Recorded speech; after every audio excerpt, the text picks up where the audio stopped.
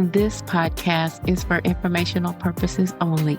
Personal views and opinions expressed by our podcast guests are their own and not legal advice, neither health, tax, nor professional, nor official statements by their organizations.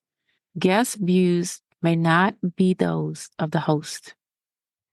Welcome to AI or Not, the podcast where business leaders from around the globe share wisdom and insights that are needed now to address issues and guide success in your artificial intelligence and your digital transformation journey.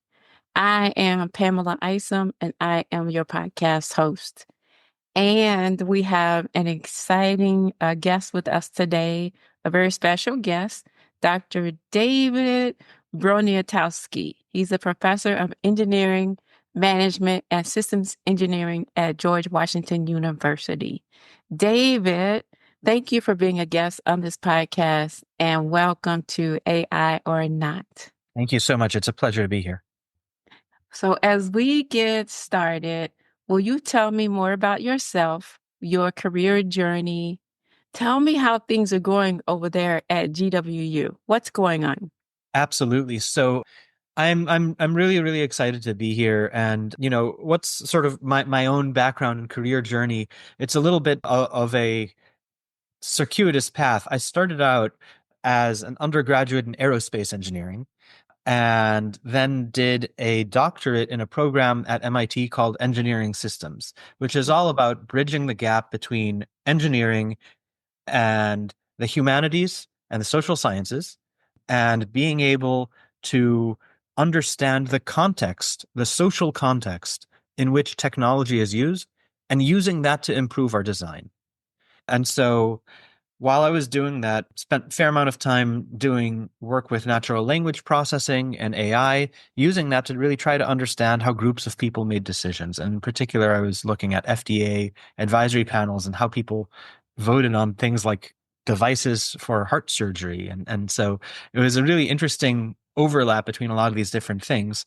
And worked for a couple of years in the defense sector at a small systems engineering firm, and then did a postdoc in the Department of Emergency Medicine at Johns Hopkins doing mathematical modeling. So I've kind of been bouncing around a lot before starting at GW, and I've been at GW in the Department of Engineering Management and Systems Engineering ever since. And it's a really fantastic place to be. GW as a university is, of course, located right in the heart of Washington, D.C. And so it's got a lot of the excitement of being right there, right next to the White House, not too far from Congress, not too far from various executive branch agencies. And so there's obviously a lot of interest in ways in which we can productively impact policy and have a real impact on people's lives, and using our research to help people. And so that's something I'm really excited about.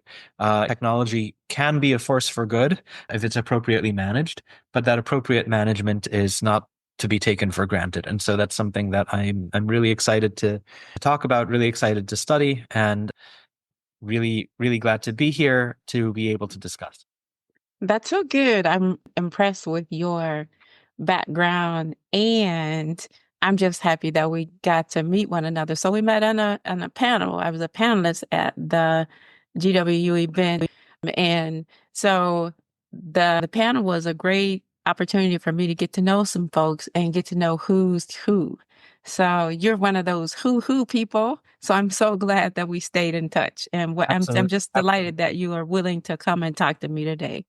So your background is interesting, and I love how you interweave technology, engineering, and the social aspect of humanity. So psychology, right? I love how you do that. And so I'd like to know more about the interest that you have and that you bring about with psychology and the psychology of AI, the concept of interpretability. And we talked earlier about consequential decision making. So can you talk some more about that? Well, absolutely. So thank you for bringing that up. I think we spend a lot of time talking about AI at two levels. There's the level of the technology development, And that's a level where I think a lot of people who are sort of in the trenches developing algorithms spend a lot of their time. And massive progress has been made at that level. And then we also spend a fair amount of time nowadays talking about the impact of AI on society. And we have very legitimate concerns about harms from AI, bias from AI, ways in which AI can entrench existing inequities or hurt specific populations because it draws upon data that reflects those inequities and then, if not appropriately managed, can emphasize and enhance those inequities. And so this sort of two-level conversation is going on, where on one hand, in order to be a good algorithm developer, you need to abstract away all that societal context. Because as computer scientists, one of the things we're trained to do is to look at a problem in the abstract without how it's used in practice. On the other hand, the way in which it's used in practice is the thing that really impacts real people. And so I've spent a fair amount of time in my career trying to figure out how do we connect those two levels. And one of the things that I believe quite strongly is that it has to go through this third level, this middle layer of human psychology. And that layer of human psychology is all about how do individual people with their own values, their own goals, their own concerns, their own loves and hatreds, how do they make sense of what the algorithm is doing? And then how does that ultimately bubble up to some of these bigger societal issues? Because at the end of the day, if somebody, for example, feels that an algorithm is biased against them, they will have to make that judgment or that perception based on their own experiences. And that experience might be other people tell them. That experience might be that they experience some bad outcome themselves. And in many cases, it may be that they don't actually realize that it's the AI that's causing this bad outcome. And so they have something bad that happens to them. They don't know why. Or on the other hand, they're actually getting a good outcome from the AI, but because they don't trust it, they don't use it because they see other people having outcomes that are not good. And so this perception of to what extent is this system operating for me? To what extent is it putting me at risk? To what extent is it engaged in harming myself or my friends or people that I care about? And to what extent is it helping? Those are all the top of mind concerns. And so one of the things that we talk about when we talk about interpretability from a psychological perspective is making that link. You see what the algorithm gives you as an output, but what does it mean to you? And it's that question of what does it mean that to me is core to interpretability.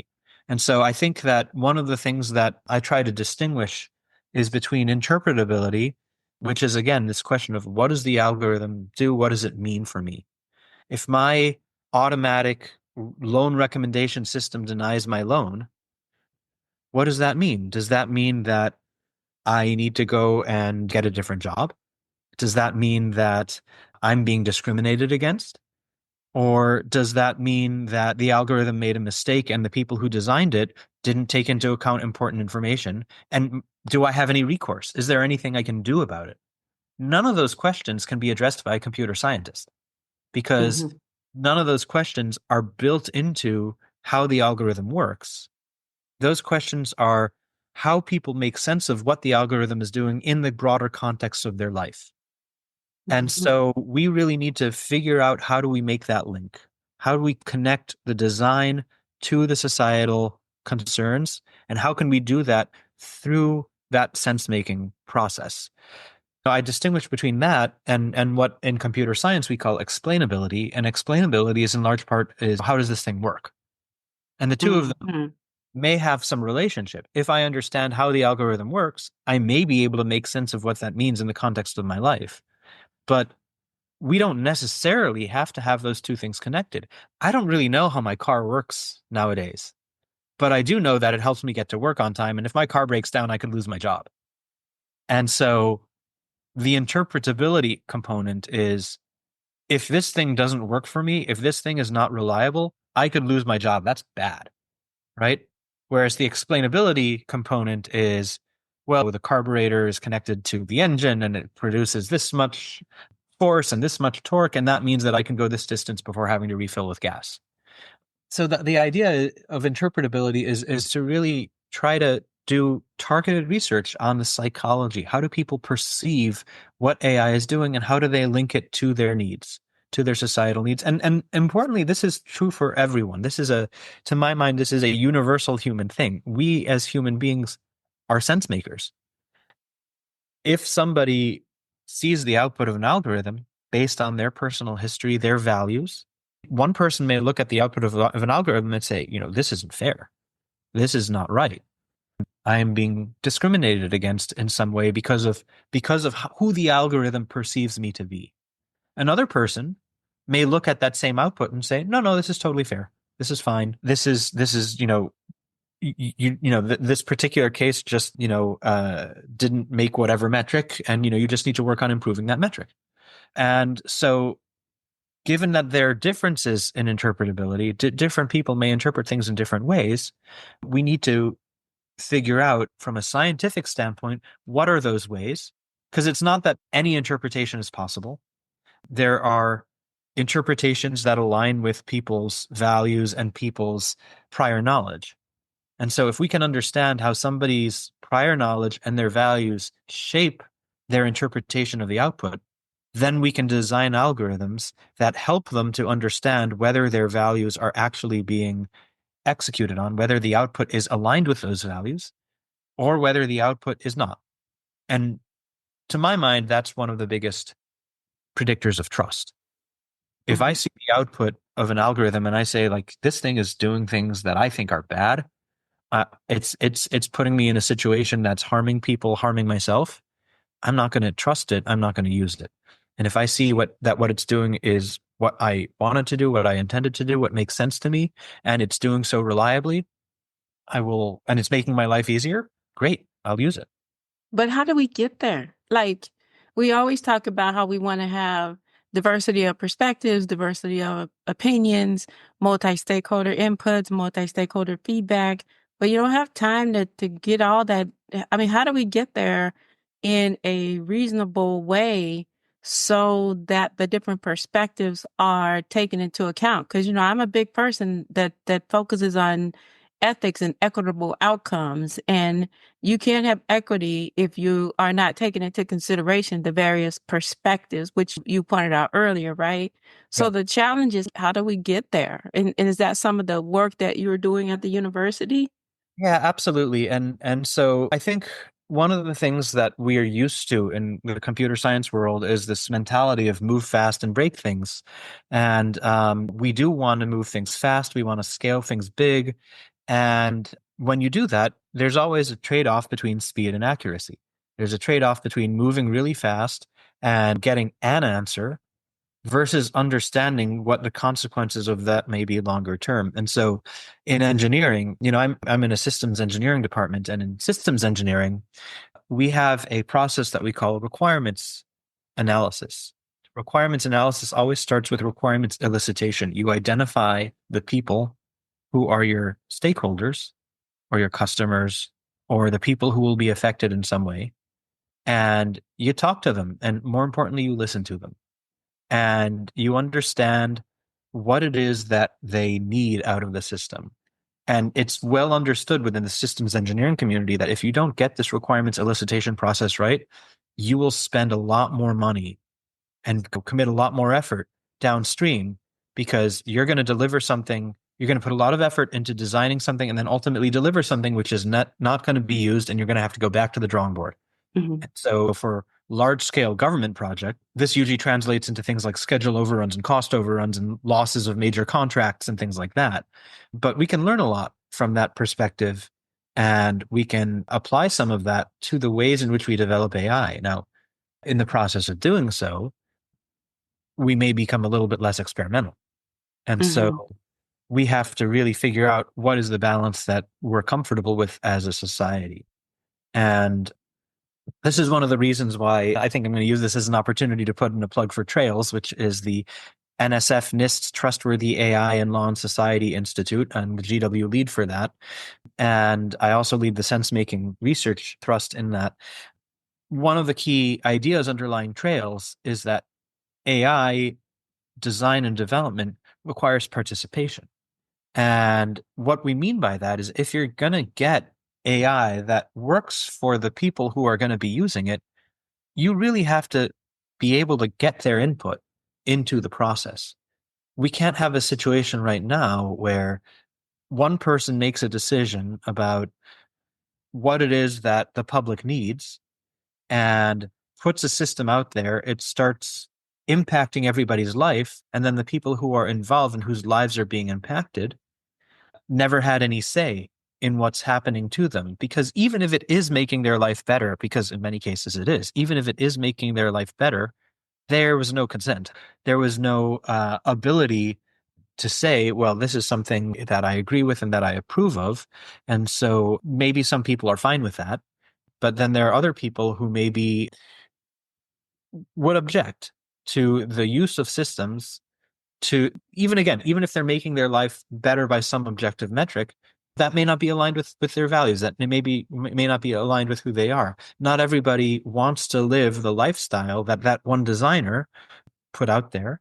And so, out of the simple idea of having respect for people's own choices, we want to be able to deploy systems in a manner that provides people with the ability to opt in or opt out.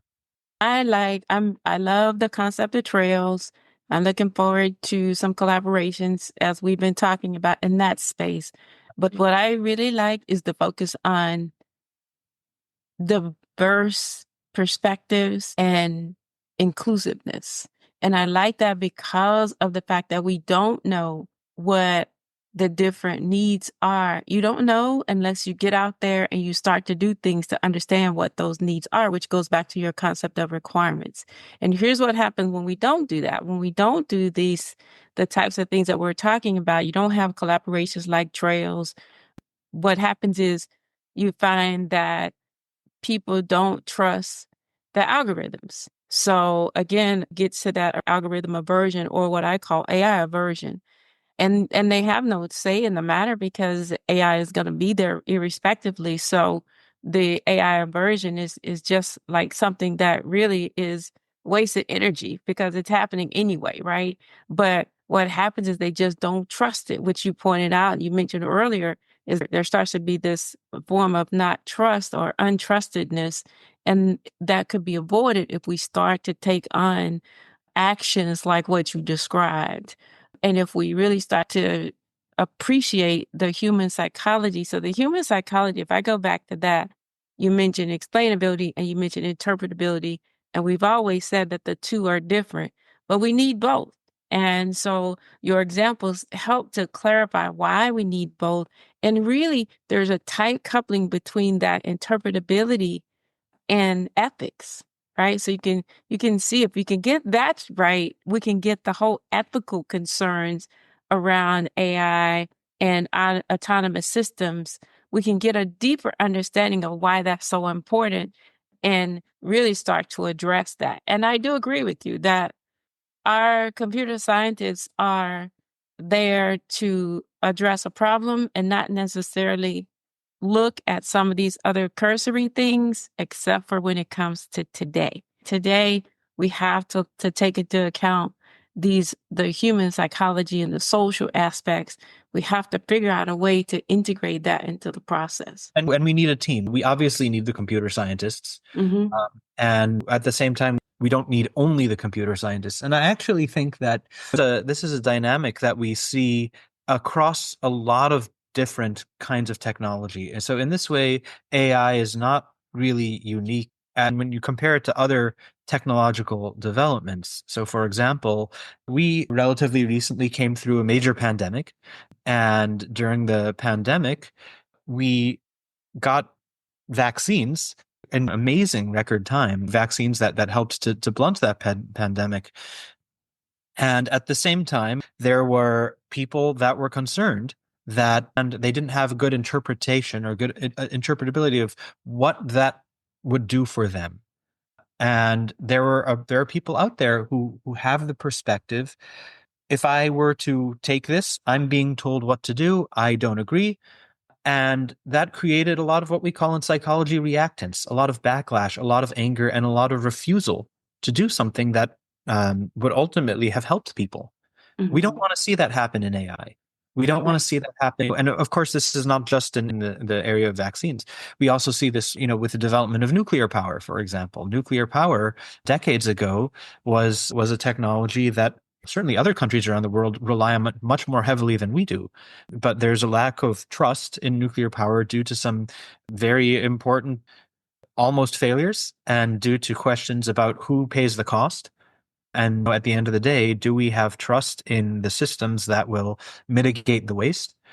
And as a result, because of this lack of trust, we are unable to draw upon what might be a major source of benefit to society because there's a lot of opposition. We don't want AI to fall into that same trap where people oppose the adoption of AI when it could help them because they just don't have trust in the people developing it. And Yeah. again, that lack of trust may be warranted. And so if it's not if it is warranted, we need to fix that. And the only way we can know whether or not it's warranted is we need to be able to help people to express those concerns. We need to take them seriously. We need to investigate those. And then if there are problems, we need to fix them. To do all of this, first we need to listen. We need to hear what those concerns are, and we need to take them seriously. I agree with you. So let's talk about this concept that you have in this paper that you published on combating misinformation. And your paper is Shelves, Nudges, and Combating Misinformation. It speaks to evidence on a new approach. Now, part of that approach involves encouraging people to speak up, to share what they're thinking. Tell us more about this whole concept and what you discovered. Absolutely. So when it comes to combating misinformation, especially misinformation online, there is relatively small number of tools in the arsenal that we use. And one of the major tools is fact checking. But fact checking, some people object to because when you fact check, you're essentially telling people what to think. You're telling people, look, this is wrong. Here's the right answer. And that creates or can create some kind of a reactance that is similar to what we've been talking about in other cases. So in order to address this, some colleagues have come up with the concept of an accuracy nudge. And this is the work of David Rand and Gordon Pennycook. Rand is at MIT, Pennycook is at Cornell. And the idea underlying the accuracy nudge is that rather than telling people this is the right answer, this is right, this is wrong, you just tell people, think about whether this is accurate. And the accuracy nudge has been found over many studies to reduce people's willingness to share misinformation a little bit. And it's that last point, a little bit, that I think was a lot of the motivator for this particular paper, because we wanted to ask whether there was some way that we could have a bigger effect. Could we help people resist misinformation, again, without necessarily telling them this is the right answer, this is the wrong answer, but is there some way we could encourage people to be, if you will, more responsible about what they shared online? And so we came up with this concept. We being my colleagues Ethan Porter, Tom Wood, and Pedram Hosseini, and I came up with this concept of an accuracy shove, where rather than sort of tell people think about whether or not this is accurate, we tell them, misinformation is really a big problem, and you have the power to help. It's very similar. Imagine like Smokey the Bear, only you can prevent forest fires. We need you, right? It's appealing to people's social responsibility.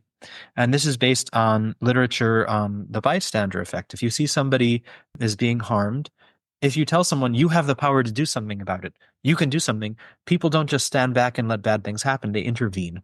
They make things better. And so we asked whether we could use a similar kind of an approach to help combat misinformation. And what we found is that indeed, yes, when you tell people you have the power to do something about it, they are less likely to share misinformation. But here's the catch. They're also less likely to share true things. They're less likely to share overall. Unexpected, but it's something that we can explain through a psychological theory called fuzzy trace theory. There are other explanations too, but I want to focus on this one because I happen to think that it's most consistent with prior data. And the basic idea is that when people are trying to share something online, they largely see it in terms of upside. They see it, well, either I could do nothing and get nothing, or I could share it and I could get all these likes and comments and I get positive reinforcement from my friend group. And so I'm going to share because, like, hey, I want attention. I like that. I want that positive reinforcement. What our intervention does is it draws people's attention to the fact that sharing also has a downside. And so it reframes the question of whether or not to share from do nothing and get nothing versus do something and get positive social reinforcement to do nothing and lose nothing versus share it and maybe get negative social reinforcement. Because what we're again doing is we're appealing to people's values. We're appealing to their responsibility and this idea that, like, sharing false things is not something most people want to do. Most people don't want to feel like they're sharing lies or that they're engaged in spreading misinformation. That's a bad feeling to share something and be like, oh man, I shouldn't have done that. Like, I'm responsible for spreading lies. Nobody wants to feel that way. And so what we're doing in our shove intervention is reframing the question of whether or not to share to one about, do I hold my fire, keep my powder dry? Let me think about this versus do I share and then maybe get that negative backlash?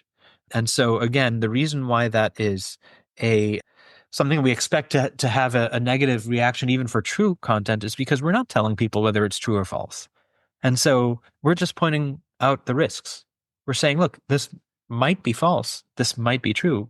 But given that it's false, you might be spreading misinformation. And so we're really drawing people's attention to those downside risks. And you're drawing attention to conduct the due diligence to ensure or to at least put some diligence into verifying what the impacts will be, right, on information that you're thinking about sharing. Is that right? Yeah. Absolutely. And I think one of the things that you point to is that we found that after giving people the accuracy shove, the accuracy nudge didn't have an effect. And so that points exactly to what you're saying, is that when you tell people, think about the downside, think about the risk, think about the ways that this could possibly harm someone, one of the outcomes of that is that if you tell people, think about whether or not this is accurate, that's included within that broader set of considerations. So if you tell people, just think about whether or not this is accurate, but you don't necessarily point to the fact, well, if it's not accurate, it might be harmful. Well, some people may be like, well, it's not accurate, but it's harmless. Who cares? I'm still going to get my likes. And so they're going to look at that upside again. Whereas if you tell them, well, it's not accurate, but by the way, it'll hurt people. It'll hurt people you care about, your friends. Then what we see is thinking about whether or give us any additional explanatory power. It plugs into this idea of people making decisions that are consistent with their values and simply reminding people, hey, we know that you don't want to share falsehoods online. Think about that. Think about, like, we're not telling people that they're bad people or that they're good people, that what they're doing is false or what they're doing is true. We're just telling them, think about who you want to be. Do you want to be that person who might be sharing falsehoods? Or do you want to be that person who, taking their time and really thinking this through? Yeah, I like this a lot. I am very careful when I publish anything or post anything. I sometimes feel like I overthink it. Like, should I put this out there? Well, okay, well, let's make sure I give the people credit, right? So Yeah. I go through this whole spiel before I will repost something or publish or post something myself. And it's because of that very purpose, because I'm always thinking about how that will not necessarily be received, but I'm more focused on, is it accurate? Is it true? Is it real information? And is it information that matters?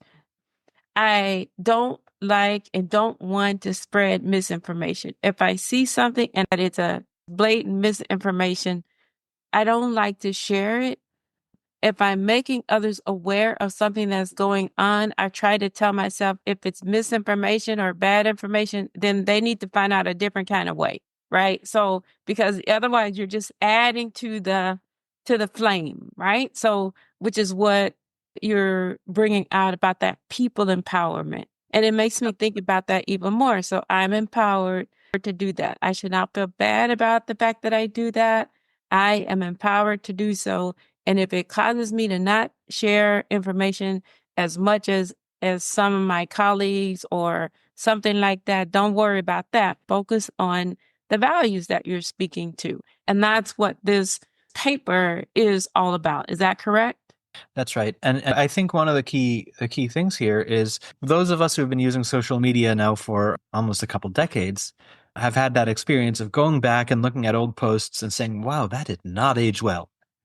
That is not like I really should not have done that.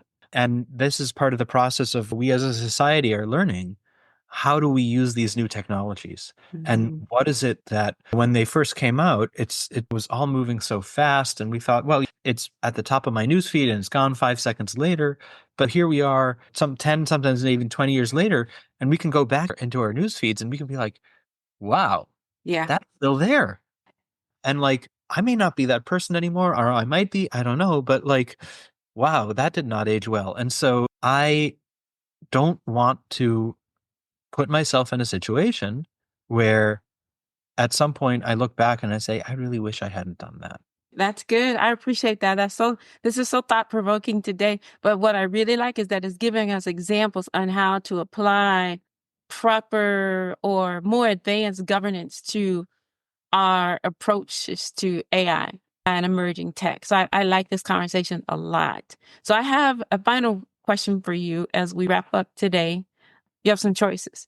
You can share words of wisdom, or you can share experiences that you've had for the listeners, or a call to action. Thank you. Yeah. So I I'm almost going to say a call to inaction, but what I mean to say by that is we need to focus on listening. And I think if there's one thing the body of work that I've been talking about here today points to is that we as a society get a lot more when we're able to listen to one another's concerns and address those concerns and really understand and interpret how those translate to our designs. So we need to learn how to listen. And that may mean in some cases slowing down, taking the time to really converse and integrate what it is that other people are saying. We talk about participatory design and participation in the AI process. If somebody participates but no one listens to them, then that's not participation at all. If somebody feels that their voice is being heard and feels that they were being respected in the process of design, then they feel empowered to be able to change things if an outcome works out in a way that they didn't anticipate or that they didn't approve of.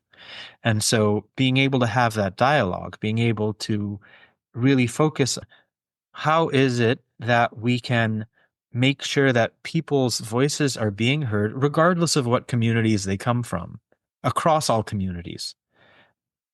That will help us to be able to design systems that are helpful to people in those communities and maybe even bridging those communities. Otherwise, we are stuck with a system that is only based on imperfect information. It's based on what it is that the designer was able to hear and translate into that design, because the design is always what the designer intended. And if what the designer intended is not what the user needs, because the designer was not able to listen to the user's needs, or because nobody ever asked the user, maybe you'll get lucky and you'll get a design that helps. That certainly does happen. But we can't run a country, we can't run a society based on maybe you'll get lucky. We have to be intentional about this. Yeah. Oh, I love the concept of balancing the designer's intention and the user's needs. Absolutely. That was just wonderful. So, hey, this was great. I really appreciate you taking the time to talk to me today. and partake in this discussion and share some insights here. And we hear the call to action, which is to listen more and pay attention to how we listen. And I think that it's something that is always an opportunity to do better. So I really think that that's good that you brought that out. And so I just thank you so much for being here and taking the time to talk to me today.